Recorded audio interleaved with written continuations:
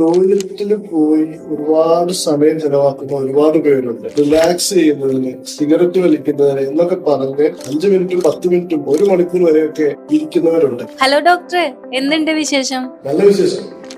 ഇവൻ പറയണ ഇവന് ക്രിയേറ്റിവിറ്റിയും അതുപോലെ തന്നെ സമാധാനം എല്ലാം കിട്ടുന്നത് ഈ വാഷ്റൂമിൽ ഇരിക്കുമ്പോഴാണെന്നാണ്. ഒന്ന് പറഞ്ഞു കൊടുത്ത അതിന്റെ സൈഡ് എഫക്ട്സ് എന്താണ്? ടോയ്ലറ്റിൽ പോയി ഒരുപാട് സമയം ചെലവാക്കുന്ന ഒരുപാട് പേരുണ്ട്. ഒരു ഹോബി എന്ന രീതിയിൽ പത്രം വായിക്കാന്, അന്നത്തെ ഡേ പ്ലാൻ ചെയ്യുന്നതിന്, റിലാക്സ് ചെയ്യുന്നതിന്, സിഗരറ്റ് വലിക്കുന്നതിന് എന്നൊക്കെ പറഞ്ഞ് 5 മിനിറ്റും 10 മിനിറ്റും 1 മണിക്കൂർ വരെയൊക്കെ ഇരിക്കുന്നവരുണ്ട്.